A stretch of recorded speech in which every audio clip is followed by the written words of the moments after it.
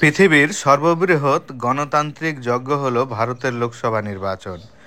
আর ভারতবর্ষের আগত লোকসভা নির্বাচনকে সামনে রেখে সমস্ত রাজনৈতিক দলগুলি তারা নিজ নিজ জায়গা থেকে প্রস্তুতি নিচ্ছে।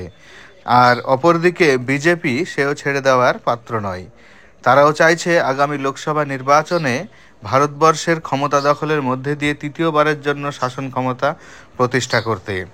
আর ইতিপূর্বেই আমরা দেখেছি পশ্চিমবঙ্গে ভোটের প্রচারের জন্য যেখানে প্রধানমন্ত্রী নরেন্দ্র মোদী এসেছিলেন এবং সেখানে সেই দিন ভোর রাত্রি পর্যন্ত আলোচনার মধ্যে দিয়ে গোটা ভারতবর্ষের আগামী লোকসভা নির্বাচনের জন্য প্রার্থীর আলোচনা করেছিলেন। সেখানে আমরা দেখেছি যে বিজেপির তরফ থেকে প্রথম দফার প্রার্থী তালিকা প্রকাশিত হয়েছে, যেখানে পশ্চিমবঙ্গের 42টি আসনের মধ্যে 20টি আসনে প্রার্থীর নাম ঘোষণা করে দিয়েছে। এখন আলোচনার বিষয় হলো যে 42 আসনের মধ্যে 20 আসনে প্রার্থীর নাম ঘোষণা করে দিয়েছে। এই 20টি আসনে যে প্রার্থী ঘোষণা করা হয়েছে তাদের জয় কতটা নিশ্চিত হতে পারে সে বিষয় নিয়ে আলোচনা করব। অর্থাৎ এই 20 আসনের মধ্যে কটি আসন জয়লাভ করতে পারে আগামী লোকসভা নির্বাচনে বিজেপি, তা নিয়ে আমরা আলোচনা করব। তো এই আলোচনাটি শেষ পর্যন্ত অবশ্যই শুনবেন। আর কোন কোন কেন্দ্রে বিজেপি প্রার্থী জয়লাভ করতে পারে এবং আপনি কোন কেন্দ্র থেকে দেখছেন অবশ্যই কমেন্ট বক্সে কমেন্ট করে জানাবেন। ভিডিওটিকে লাইক করবেন এবং শেয়ার করে দিতে ভুলবেন না। প্রথম প্রকাশিত 20 জনের মধ্যে প্রথম রয়েছে কোচবিহার কেন্দ্র থেকে নিশীথ প্রামাণিক। এই কেন্দ্রটি 2019 সালের লোকসভা নির্বাচনে নিশীথ প্রামাণিক নিজেই জিতেছিলেন। আবারও পার্টির তরফ থেকে তাকেই 2024 সালের লোকসভা নির্বাচনের জন্য প্রতিদ্বন্দ্বিতা করার সুযোগ দেওয়া হয়েছে এবং আগামী লোকসভা নির্বাচনে তার জেতার সম্ভাবনা বেশি রয়েছে বলে আমার ব্যক্তিগত মতামত। অবশ্যই আপনারা আপনাদের মতামত জানিয়ে যাবেন। এর পরের কেন্দ্রটি হলো আলিপুরদুয়ার। এই কেন্দ্রটি এসটিদের জন্য রিজার্ভ। এই কেন্দ্র থেকে মনোজ টিগ্গাকে আগামী লোকসভা নির্বাচনের জন্য প্রার্থী মনোনীত করেছে বিজেপির তরফ থেকে। তার জেতার সম্ভাবনা বেশি রয়েছে, কেননা এই কেন্দ্র থেকে গতবার নির্বাচিত হয়েছিলেন জন বার্লা। আর এবার 2024 সালের লোকসভা নির্বাচনে মনোজ টিগ্গার জয়লাভ করার সম্ভাবনা রয়েছে বলে আমার মতামত। এর পরের কেন্দ্রটি হলো বালুরঘাট কেন্দ্র। এই কেন্দ্র থেকে ডক্টর সুকান্ত মজুমদারকে প্রার্থী হিসাবে মনোনয়ন দেওয়া হয়েছে। তিনি গতবার এই কেন্দ্র থেকে নির্বাচনে প্রতিদ্বন্দ্বিতা করেছিলেন এবং জয়লাভ করেছিলেন। আবারও তার জয়লাভ করার সম্ভাবনা রয়েছে। বর্তমানে তিনি বিজেপির রাজ্য সভাপতি।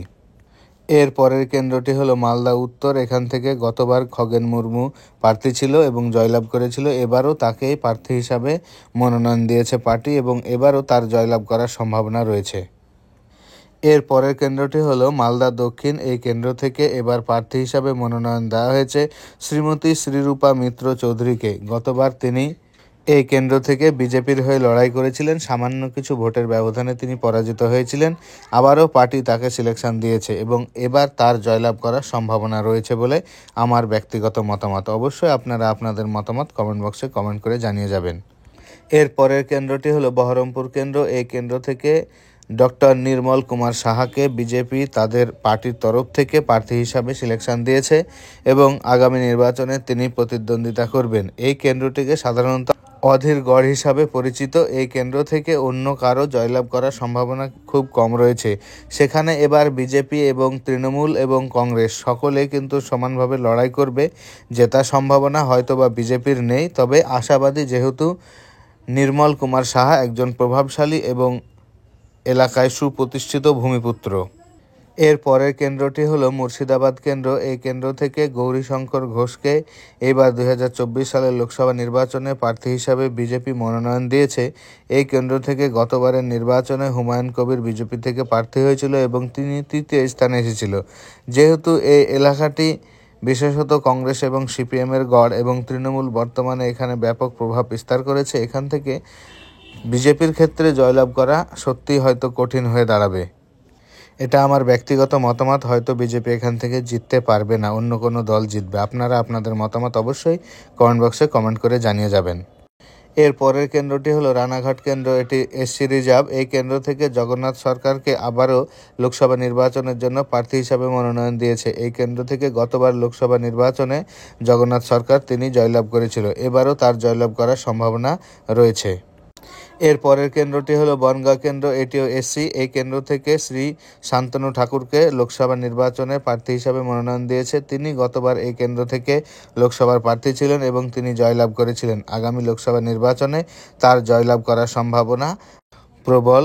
আপনারা আপনাদের মতামত অবশ্যই কমেন্ট বক্সে কমেন্ট করে জানিয়ে যাবেন। এটা আমার ব্যক্তিগত মতামত। তিনি আবারও জয়লাভ করছেন। তারপরে কেন্দ্রটি হলো জয়নগর কেন্দ্র, এটিও এসসি। এই কেন্দ্র থেকে অশোক কান্ডারিকে লোকসভা নির্বাচনের প্রার্থী হিসাবে মনোনয়ন দিয়েছে। গত লোকসভা নির্বাচনে এই কেন্দ্র থেকে তিনি প্রার্থী ছিলেন এবং এখান থেকে তৃণমূল কংগ্রেস জয়লাভ করেছিল এবং তৃণমূল কংগ্রেস ব্যাপক ভোটের ব্যবধানে জয়লাভ করেছিল। বর্তমানে এখানে তৃণমূলের ব্যাপক প্রভাব রয়েছে। এই কেন্দ্রটি বিজেপি জেতার সম্ভাবনা খুব কম। এর পরের কেন্দ্রটি হলো যাদবপুর কেন্দ্র। এই কেন্দ্র থেকে বিজেপি প্রার্থী হিসাবে মনোনয়ন দিয়েছে অনির্বাণ গাঙ্গুলিকে এবং গত নির্বাচনে এখান থেকে অনুপম হাজরা নির্বাচনে প্রতিদ্বন্দ্বিতা করেছিল এবং পরাজিত হয়েছিল। এবারও বিজেপি এটি জিতবে না বলে ধরে নেওয়া যায়। এর পরের কেন্দ্রটি হলো হাওড়া কেন্দ্র। এখান থেকে রবীন চক্রবর্তীকে বিজেপি মনোনয়ন দিয়েছে। এই কেন্দ্রটি এবার বিজেপির তরফ থেকে জেতার সম্ভাবনা রয়েছে বলে আমার ব্যক্তিগত মতামত। তারপরের কেন্দ্রটি হলো হুগলি কেন্দ্র।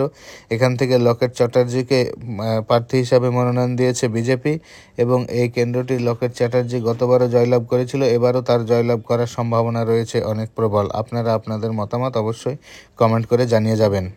এর পরের কেন্দ্রটি হলো কাঁথি কেন্দ্র। এই কেন্দ্র থেকে সৌমেন্দু অধিকারীকে প্রার্থী হিসাবে মনোনয়ন দিয়েছে বিজেপি এবং কেন্দ্রটি সাধারণত অধিকারী গড় নাম হিসাবে পরিচিত। এই কেন্দ্র থেকে 2019 লোকসভা নির্বাচনে তার বাবা শিশির অধিকারী এই কেন্দ্র থেকে জয়লাভ করেছিল এবং বর্তমানে তারা ভারতীয় জনতা পার্টিতে যোগদান করেছে এবং এই কেন্দ্র থেকে সৌমেন্দু অধিকারীকে যেহেতু প্রার্থী হিসাবে নির্বাচিত করেছে বিজেপি এবং তার জয়লাভ করার সম্ভাবনা রয়েছে। এটি ব্যক্তিগত মতামত। অবশ্যই আপনারা আপনাদের মতামত কমেন্ট করে জানিয়ে যাবেন। এরপর আলোচনা করা হচ্ছে ঘাটাল কেন্দ্র নিয়ে। এই কেন্দ্রটিকে বিজেপির তরফ থেকে হিরণময় চট্টোপাধ্যায় অর্থাৎ অভিনেতা হিরণকে প্রার্থী হিসাবে সিলেকশন দিয়েছে বিজেপি এবং এই কেন্দ্রটি গতবার জয়লাভ করেছিল অভিনেতা দীপক অধিকারী দেব এবং বর্তমানে তাকে নিয়ে যথেষ্ট অসন্তোষ রয়েছে এলাকাবাসীর এবং এই কেন্দ্র থেকে আবারও অভিনেতা হিরণময় চ্যাটার্জি যেহেতু দুজন অভিনেতা একই সাথে প্রতিদ্বন্দ্বিতা করবেন এবং গত নির্বাচনে যেহেতু অভিনেতা দেব ছিল, এই নির্বাচনে অভিনেতা হিরণময় চ্যাটার্জি হয়তোবা জয়লাভ করতে পারে বলে আমার ব্যক্তিগত মতামত। অবশ্যই আপনারা আপনাদের মতামত জানিয়ে যাবেন। এর পরের কেন্দ্রটি হলো পুরুলিয়া কেন্দ্র। এই কেন্দ্র থেকে জ্যোতির্ময় সিংহ মাহাতোকে আবারও লোকসভা নির্বাচনের জন্য বিজেপির তরফ থেকে প্রার্থী হিসাবে নির্বাচিত করেছে ভারতীয় জনতা পার্টি। এই কেন্দ্রটি গতবার তিনি জয়লাভ করেছিল এবং এবারও যেহেতু তাকে প্রার্থী হিসাবে প্রতিদ্বন্দ্বিতা করার সুযোগ দিয়েছে ভারতীয় জনতা পার্টি এবং তার জয়লাভ করার সম্ভাবনা ব্যাপক রয়েছে। এটা আমার ব্যক্তিগত মতামত। অবশ্যই আপনারা কমেন্ট করে আপনাদের মতামত জানিয়ে যাবেন। এর পরের কেন্দ্রটি হলো বাঁকুড়া কেন্দ্র। এখান থেকে লোকসভা নির্বাচনের জন্য প্রতিদ্বন্দ্বিতা করার সুযোগ দিয়েছে বিজেপির তরফ থেকে সুভাষ সরকারকে। তিনি গতবার এই কেন্দ্র থেকে নির্বাচিত হয়েছিলেন এবং আবারও এই কেন্দ্রতে তার জয়লাভ করার সম্ভাবনা রয়েছে। আপনাদের মতামত অবশ্যই কমেন্ট করে জানিয়ে যাবেন। তারপরের কেন্দ্রটি হলো বিষ্ণুপুর কেন্দ্র। এখান থেকে সৌমিত্র খাঁকে আগামী লোকসভা নির্বাচনের জন্য প্রার্থী হিসাবে মনোনয়ন দিয়েছে বিজেপি আর গতবার এখান থেকে তিনি জয়লাভ করেছিল ভারতীয় জনতা পার্টি তরফ থেকে। এবারও এখান থেকে তার জয়লাভ করার সম্ভাবনা রয়েছে। এর পরের কেন্দ্রটি হলো আসানসোল কেন্দ্র। এই কেন্দ্র থেকে পবন সিংহকে বিজেপির তরফ থেকে প্রার্থী হিসাবে মনোনয়ন দিয়েছে এবং এই কেন্দ্রটি বিজেপির জেতার সম্ভাবনা খুবই কম রয়েছে। তারপরের কেন্দ্রটি হলো বোলপুর কেন্দ্র। এই কেন্দ্র থেকে শ্রীমতী প্রিয়া সাহাকে বিজেপির তরফ থেকে প্রার্থী হিসাবে মনোনয়ন দেওয়া হয়েছে আগামী লোকসভা নির্বাচনের জন্য এবং এই লোকসভা নির্বাচনে তার জেতার সম্ভাবনা আমার ব্যক্তিগত মতামত খুবই কম রয়েছে। অবশ্যই আপনারা আপনাদের মতামত